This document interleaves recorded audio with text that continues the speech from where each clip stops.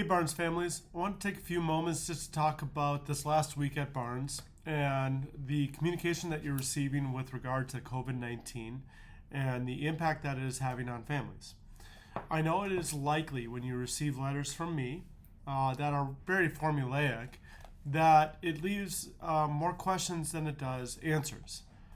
As of today, Thursday the 30th, we have approximately 5% of our students that are in quarantine or isolation due to contact or with a student who may have had a presumptive or a positive COVID 19 case. We have a lot of practices, what we call as layered mitigation techniques, to keep your kids safe at school. Some of them include zone-based recesses, 6 feet distances while eating, and using classroom cohorts to maintain appropriate distances.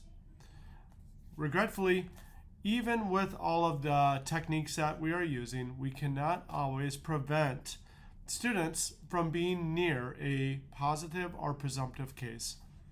But we do initiate the quarantines relatively fast. And let me tell you a little bit more about how we determine if a child needs to be quarantined or not. Our school nurses, in conjunction with the Oregon Health Authority, does what we refer to as contact tracing. When we are notified of a positive or presumptive case of COVID, we start investigating if your children were within 3 feet for more than 15 minutes of time, sitting next to that child potentially on the bus for more than 15 minutes, or in any way during the school day exposed potentially to the child who has a positive or presumptive case. It does not mean that your child will get COVID. It just means that out of an abundance of caution, we want to make sure that they are appropriately isolated or quarantined from the other children so that we can help mitigate spread further. In many cases, the students who are quarantined never develop symptoms.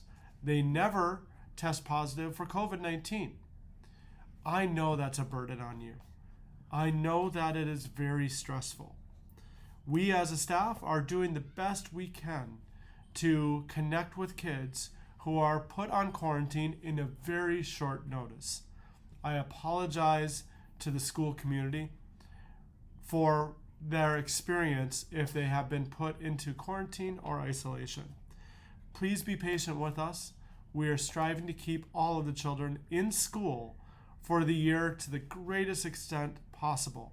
And the only way to do that is incorporating all of our safety measures, which include quarantining students that may have come in contact with a positive or presumptive case, according to our guidelines set forward by OHA.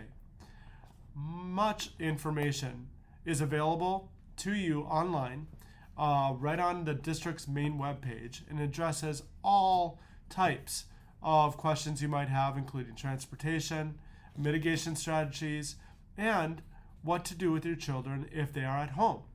We will be providing more direct services and support for children who are put into quarantine as we develop our on-site plan that may include home visits and books that would be available for children for the duration of time that they're on quarantine.